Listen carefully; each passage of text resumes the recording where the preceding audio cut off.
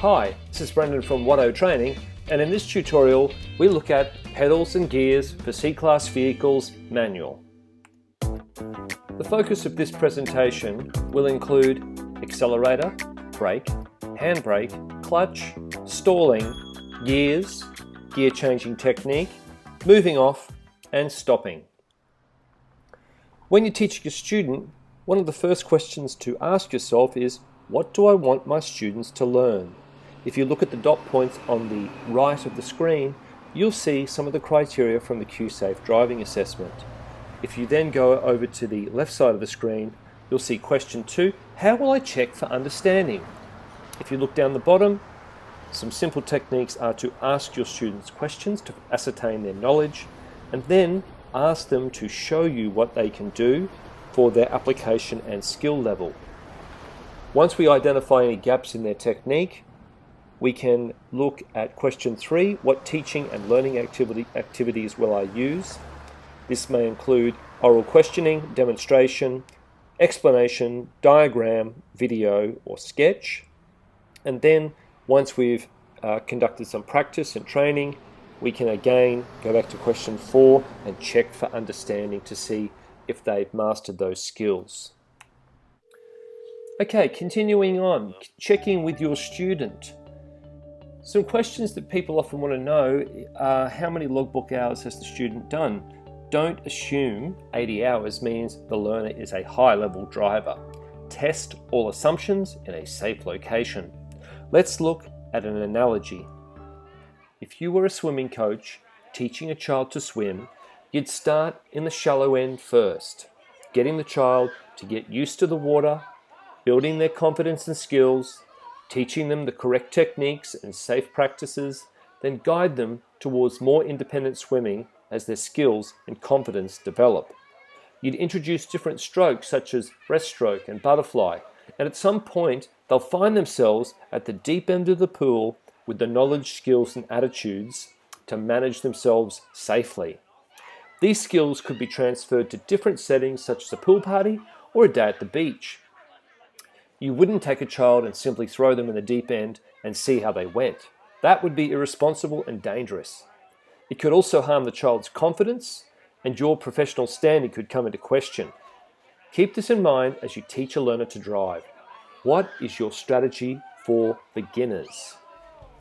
Okay, continuing on with the checks that you can make with your student prior to training. How have your driving sessions been going? Have they been stressful, enjoyable? What sort of places or areas have you driven? Where to? Who have you been driving with and how's that been going? Have you been driving in a manual vehicle or an automatic vehicle? Is there anything that you've been struggling with, e.g. clutch control, nerves? The trainer can take note and address these issues when appropriate within the context of the training plan. The advantage of asking these questions is that if we show an interest in our student, gain information, we can also ascertain their emotional level, e.g. nerves, overconfidence, or any of those sorts of issues, and we can build rapport with the student. Prior to pedals and gears, move off and stop training, a trainer will have normally covered the following. Exterior vehicle checks and under the bonnet are considered optional. Some schools cover them, some don't. They won't be assessed in the Q-Safe test. However, they would be seen as important life skills, so you need to make a decision on where you stand with that. We've got the cockpit drill, steering wheel controls, dash instrument, cluster lights and dials, console controls, and vehicle startup and shutdown procedure. Down below in red, we've got the key word, prioritize. Prioritizing is the process of determining what is the most important in terms of what to include and leave out of a training session. While at first glance you may be tempted to make everything a high priority, some would argue that on lesson 1, for example, the cockpit drill is more important in the context of learner-driver training than exterior vehicle checks and under-the-bonnet checks. Location. Find a safe location for teaching the basics such as quiet local streets, industrial estates on a weekend, probably Sunday more than a Saturday, empty car parks, deserted country streets or roads. The area should be free as possible from people, vehicles, obstacles that could cause a safety issue. Try and find safe places to stop for briefing and debriefing. If the student lives in a busy area, on lesson 1, it is most likely that a trainer will drive the student to a safe training location nearby to commence training. So instructional tips. Keep it simple and focus on what matters. Don't let yourself be overwhelmed. Confucius. Be concise. To be concise means the instructor presents the information clearly in as few words as possible without skimping on the content. Make every word count. Be clear. To be clear means the instructor doesn't complicate the message. Break the information down into bite-sized pieces. Don't try to achieve too much too soon. Be patient. Progress at the rate the learner can manage. The engine. If you put a tiny amount of fuel in a small enclosed space and ignite it, an incredible amount of energy is released in the form of expanding gas. You can use that energy to create a cycle setting off tiny explosions hundreds of times per minute, and if you can harness that energy, what you have is the core of the car engine. A learner can see the speed of the engine by looking at the tachometer, displayed in revolutions, turns per minute, also known as RPMs. They can also hear the engine when they rev the accelerator. This is important because tapping into the learner's senses help them connect with what's happening with the vehicle. Foot controls. The accelerator controls the flow rate of the fuel into the combustion chamber. When the driver applies the accelerator, it increases fuel input to the engine, therefore increasing the speed of the vehicle. The brakes have two basic functions: to assist the driver to slow down and to stop. By applying the brake pedal, the brake pads can press against the rotor attached to the wheel, which then forces the vehicle to slow down due to friction. Brake lights. When you press the brake pedal, two rear warning lights are activated. This signals to traffic behind you that you are slowing down. Brake lights are red in color. The rules for braking. 1. Brake early and gently where possible. This reduces rear end collisions. 2. Brake firmly, only when traveling in a straight line, for control. 3. Vary the braking effort according to the condition of the road surface. 4. When going down a long, winding hill, apply firm braking on the straight sections of the road and brake lightly as possible on the bends. Select the lower gear at the start of the descent to prevent the speed from building up and overheating the brakes. The park brake, also known as a handbrake, is used to keep the vehicle secured when parked. In most vehicles, the park brake operates only on the rear wheels. Park brakes often consist of a cable connected to the two-wheel brakes, which is then connected to a pulling mechanism. Electric park brakes, on the other hand, are activated with a button, and the brake pads are then electrically applied onto the rear brakes. The clutch connects the engine to the wheels. You need to use the clutch when you select gears from stationary to get moving, and you need to use the clutch to change gears when you are driving along the road. Why does a car have gears? Gears are required to keep the engine at rotational speeds where it creates a desirable amount of power across a wide range of road speeds. Generally, the faster an engine turns, the more fuel it consumes and the more power it makes. If it spins too fast, components will endure too much stress, overheat, and break quickly. If the engine spins too slowly, it can't put enough power down.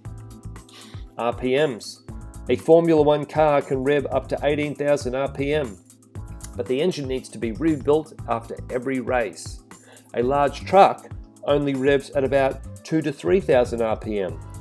And while it's pretty strong, it can't go very fast. Where have I used gears before? You can think of gears as the same thing as speeds. A bike with 18 gears is an 18-speed bike.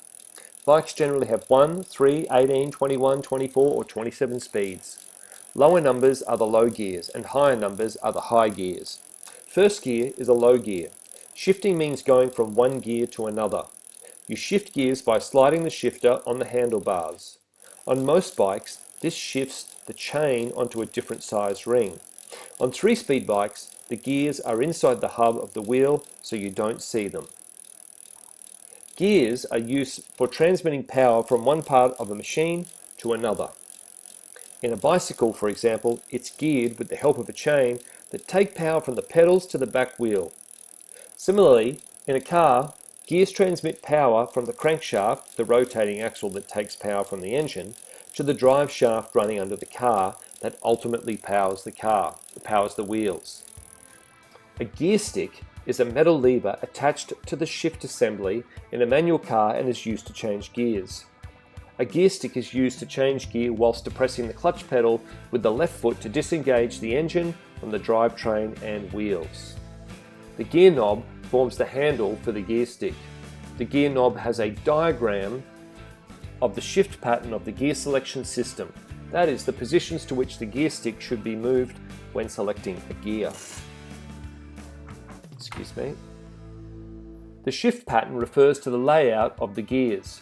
In a typical manual vehicle, first gear is located to the left and forwards. There is usually a spring loading to return the stick to the central position. Reverse gear is commonly positioned in the best choice of location to avoid accidental engagement. Neutral. A typical manual transmission vehicle with, for example, 6 forward gears, reverse gear, and a central neutral position. The gear lever is spring-loaded and it will always spring back to the central neutral position just under 3rd gear and above 4th. Remember this for later. Neutral is not just any gear. When in neutral, the gear can be freely moved left to right. You wouldn't be able to do this if it was in a gear. You should always start the car in neutral to make sure that the vehicle doesn't jump forward. Instructional tip: be clear when communicating with your student about changing up the gears, also called upshifting, and changing down the gears, also called downshifting. If you take a look on the right of screen, we'll go through the gears, and this is just one way that a trainer may communicate to their learner driver as to where to find the gears. 1. My side and forward. 2. My side and back. 3. Middle and forward. 4. Middle and back. 5. Your side and forward. 6. Your side and back. Selecting first gear. The gear lever is spring-loaded and springs to the central neutral position. Use the palm of your hand so that it's facing away from you on the side of the gear lever and your thumb is pointing down. Your hand position will push against the spring. Move it left and then forwards to first gear. Changing up through the gears, static demo. First to second gear. Your palm facing away from you and your thumb is facing down. This will stop it springing into neutral. Hold the gear lever lightly to the left as you move it backwards to second. If you don't hold the gear lever lightly to the left as you move it backwards, then you could accidentally go into 4th gear. Second to third gear. This change is a 2-step process. Your thumb will be facing upwards and your palm will be facing towards you. This allows it to spring to the central neutral position. Push the gear forwards to the central neutral position, then push right, then forwards again to 3rd gear. 3rd to 4th gear. Your palm should be facing you and thumb pointing upwards. Move the gear lever straight backwards without moving it left or right. 4th to 5th gear. Your palm should be facing you with your thumb on top. Push lightly forwards to neutral, then to the right and forwards for 5th gear. 5th to 6th. Position your hand with the palm facing towards you and your thumb up on top of the gear stick. Hold the gear lever lightly to the right as you move it backwards to 6th. If you don't hold the gear lever lightly to the right as you move it, it could accidentally end up in 4th gear. Changing down through the gears, static demo. 6th to 5th gear. Position your hand with your palm facing towards you and your thumb up on top of the gear stick. Hold the gear lever lightly to the right as you move it forwards to 5th. 5th to 4th gear. Thumb down, palm facing away. Move the gear stick lightly backwards to neutral. It will self-center between 3rd and 4th gear in the neutral position, then move the gear stick straight down to 4th. 4th to 3rd gear, thumb pointing upwards, palm facing you. Push forwards in a straight line. 3rd to 2nd, position your thumb points down and your palm should face away from you. Bring your gear lever backwards slightly to neutral, then push left and backwards to 2nd. Having your hand in this position will help you avoid changing into 4th gear accidentally. 2nd to 1st, Hand in the same position with your palm facing away from yourself, as you need slight pressure pushing to the left and then forwards to first. If you don't hold it lightly to the left, then it might go into third gear. Reverse gear. The position of reverse gear can vary depending on the make and model of the vehicle. Reverse gear is represented by the letter R on top of the gear lever. Sometimes you have to lift up a collar or push down to select reverse. How to get the vehicle moving. Starting the vehicle in gear with the clutch engaged causes it to lurch forwards or backwards, since the starter motor by itself produces sufficient torque to move the whole vehicle. This can be highly dangerous, especially if the parking brake is not firmly applied, and can be harmful to the starter and drivetrain. Therefore, novice drivers are taught to rock the knob of a manual gearbox from side to side before starting the engine to confirm that the gearbox is in neutral. Moving off procedure. If the handbrake is not on, correctly apply it. This is a general guideline. Conduct a 6-point check: front, back, left mirror, left shoulder, right shoulder. If so, proceed with the takeoff procedure. Sorry, that shouldn't say hill shot, it should say takeoff. Moving off procedure, check mirrors and signal right for at least 5 seconds when intending to move off to the right. Push clutch pedal down. Select first gear, clutch and find friction point. Apply appropriate power with the accelerator. Listen to the sound of the engine. Some cars rumble and vibrate at the friction point. Excuse the spelling of vibrate. Watch the tachometer as the revs go up. Some cars dip at the back as well. Moving off procedure continued. Check the mirror again and over the right shoulder, blind spot check for traffic. If safe, release the handbrake at the same time. Release the clutch slowly until it is fully engaged. Continue to provide power with the accelerator. Accelerate smoothly away from the curb without stalling or rolling back. Cancel the signal, scan ahead, continue working up through the gears. Breaking down the moving off procedure. The clutch is 2 metal plates in the engine. When you press the clutch pedal down, the plates come apart, separating the engine from the drive wheels, allowing you to change gears. One shaft is attached to the engine while the other shaft, the driven member, provides output power for work. At a certain point, while gently lifting the clutch, the car will begin to move as the clutch starts to slip, referring to as the friction point or biting point. Here, the accelerator pedal should be gently depressed to slowly increase the car's speed. Once the car reaches a suitable speed, the clutch can be fully engaged, and speed can then be controlled either by varying the engine speed or by partially disengaging the clutch again if necessary. Stopping the engine, including slowing procedure. Select appropriate stopping position if intending to stop. Check the mirror and signal left if stopping at the left curb. Smoothly slow the vehicle to just above engine idle speed using the foot brake operated by the right foot. Push the clutch down just before reaching the engine idle speed to prevent stalling while maintaining light pressure on the foot brake. Bring vehicle to a smooth stop without jerking the vehicle. Back on that step 2 up there should be a left shoulder check as well. Apologies for that. Down the bottom in right, idling refers to running a vehicle's engine when the vehicle is not in motion. This commonly occurs when vehicles are stopped at a red light, waiting while parked outside a business or residence, or otherwise stationary with the engine running. Stalling a car refers to a sudden stopping of the engine turning, usually brought about accidentally. If a driver takes their foot off the clutch too quickly while stationary, then the vehicle will stall. Taking the foot off the clutch too slowly will stop this. Taking the foot off the clutch slowly will stop this from happening. Stalling also happens when the driver forgets to depress the clutch and or change to neutral while coming to a stop. Securing the vehicle to prevent rolling procedure. Check that the vehicle has stopped and correctly apply the handbrake to prevent rolling. Select neutral. Release the brake pedal and then release the clutch. Cancel any signal after stopping. Related Q-safe performance checks and common errors. Clutch. The applicant should control the clutch in a manner that produces a smooth take-up of power to the driving wheels and assists in changing gears. Non-critical driving errors: excessively and continuously riding the clutch, including during low-speed maneuvers. Down in red, note that if the learner is resting their foot on the clutch pedal, they're burning out your clutch. After they've made their gear change, make sure they put their left foot on the floor or footrest.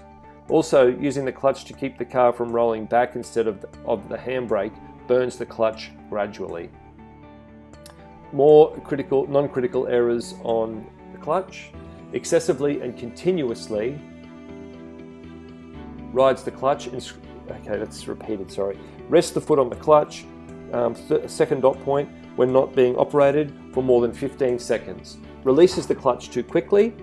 Coast with the clutch to press prior to or during a turn. Coast with the clutch to press for between 3 to 5 seconds. Fails to use clutch in an appropriate manner to maintain control at low speeds. For example, during heavy slow moving traffic and reversing maneuvers, operates the clutch incorrectly. Keep your eyes on the road.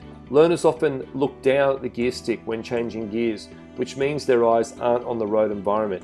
This can be dangerous. As a result, their road position can also be compromised. Okay, specific repeated driving errors: repeated clutch coasting, that is 6 times. Stalling: the applicant should control the vehicle to prevent unnecessary stalling. Non-critical driving errors: stalls the vehicle for any reason, for example, poor clutch control, poor use of handbrake, or poor accelerator control. Specific repeated driving errors: repeated stalling, that is 6 errors. Critical driving error: stalls engine in a situation that causes obstruction to traffic or contributes to a dangerous situation. Accelerator performance outcome: the applicant should operate the accelerator pedal smoothly and progressively for both acceleration and deceleration. Non-critical driving errors: operates the accelerator pedal in an uncontrolled manner. Applies too much accelerator pressure, causing the engine to rev excessively while the clutch is disengaged or partially disengaged. Critical driving error: accelerator. Learner operates the accelerator pedal in a manner that compromises safety. Gears, Q-safe performance outcome. The applicant should demonstrate correct usage of all the gears appropriate for speed, vehicle, and driving conditions. Non-critical driving errors: selects an inappropriate gear for the situation. This includes failing to select overdrive or 5th gear where appropriate when traveling at higher speeds. Coasts in neutral for between 3 to 5 seconds. Fails to, where applicable, reselect drive gear appropriately during the automatic gear changing exercise. Well, that's not relevant for manual. Changes gears or attempts to change gears without using the clutch. Critical driving error: demonstrates a serious lack of knowledge and ability to change gears appropriately for the speed, vehicle, and driving conditions. Coasts in neutral for more than 5 seconds.